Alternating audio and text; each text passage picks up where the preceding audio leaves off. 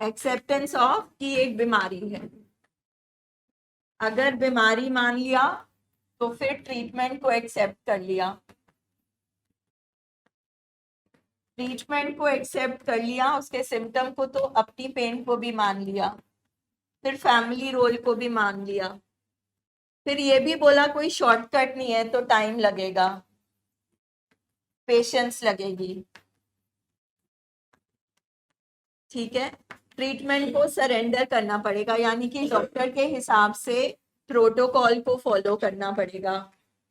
ठीक है, फिर ऑनेस्टी थी, ऑनेस्टी चाहिए, अपनी टॉक्सिक शेम पे काम करना पड़ेगा, तभी ऑनेस्टी आएगी। खुले में उन्होंने सारी बात करी कि इस पे काम करना पड़ेगा। बट सबसे जरूरी बात जो मुझे भी बहुत अपील करी वो थी कि मुझे चाहिए क्या, वॉट डू आई वॉन्ट, मैं यहां क्यों हूं, वाई एम आई हियर।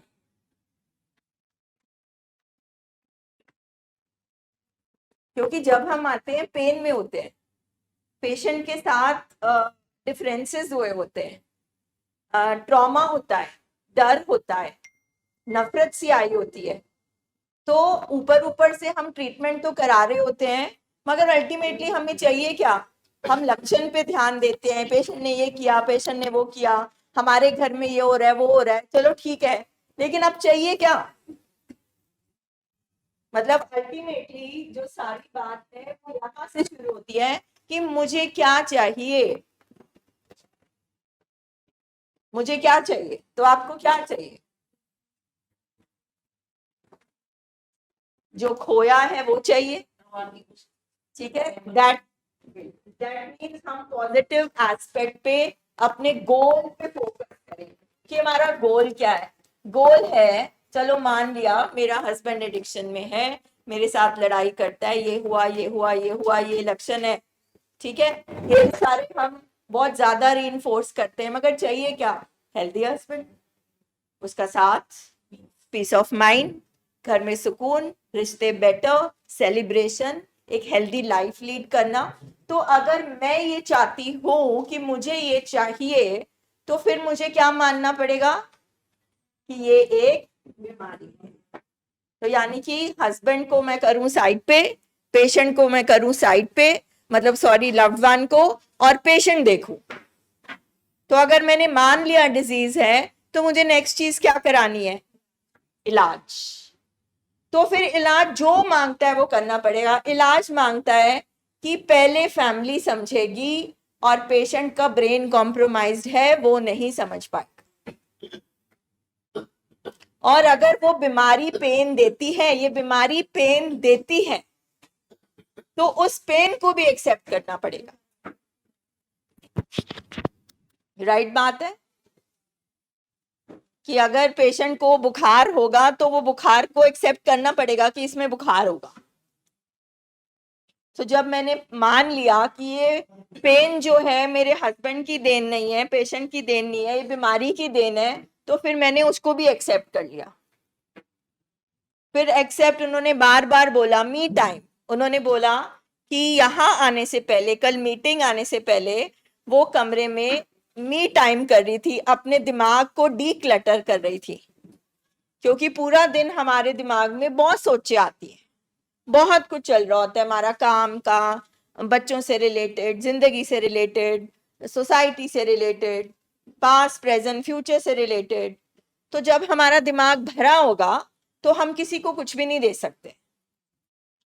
तो पहले हम अपने आप को स्टेबल करें, अपने मी फर्स्ट, अपने ऊपर पहले काम करें।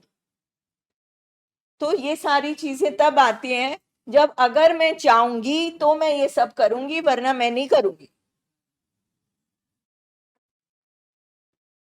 क्योंकि अगर मैं फोकस सिर्फ रखूंगी सिम्टम पे, सिम्टम मैंने बता दिए, चलो ठीक है, अब वो सिम्टम तंग कर रहे हैं, यहाँ बैठने से पहले सिम्टम बहुत तंग कर रहे हैं, पर जब यहाँ पे मैं बैठी, मैंने सुना इनके बच्चे के भी यही सिम्टम है, मेरे हस्बैंड के भी यही सिम्टम है, इनके भी यही सिम्टम है, इनके भी यही सिम्टम है, तो यानी कि अब मैं मान लू कि ये बीमारी है, तो अब मैं आगे चलू,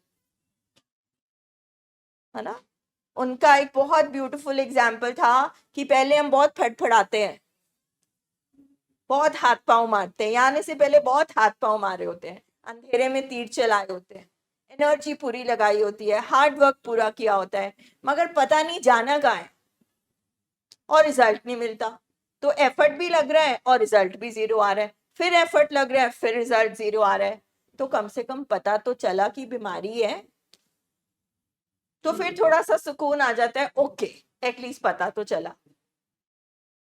हमारी आधी से ज्यादा मिस्ट्री तो सॉल्व हो जाती है जब हमें पता चलता है it is a disease of brain disorder, ये एक बीमारी है, ये एक दिमागी बीमारी है। ठीक है नीरू, आपकी कल की कोई रियलाइजेशन मीटिंग की? नीरू मैम। Good evening. मेरा तो सारा पर्सपेक्टिव ही चेंज हो गया कल की मीटिंग के बाद, लाइफ को देखने का, रिकवरी को देखने का। तब एक ड्रास्टिक चेंज आया मेरी मतलब सोच में। और मैं आपने तो जो जो उन्होंने किया वो खुद भी किया, तो कल क्या चेंज आया? खुद भी किया है, लेकिन जिस स्टेज पे मैं हूं ना आज, मतलब वहां पे जाके हमसे कहीं ना कहीं हम नॉन इश्यूज में चले जाते हैं। कुछ दिनों से मतलब मैं रिकवरी से थोड़ा दूर थी, रिकवरी में आप होके इनकी भी बात दूर थी। ध्यान से सुनिए। इन्होंने शायद बिकॉज इनका सफर थोड़ा कम था, इनका सफर ज्यादा है, इन्होंने वो सब कुछ किया, मे भी दुगना किया होगा, मगर फिर भी कल आपको ये सब क्यों लगा?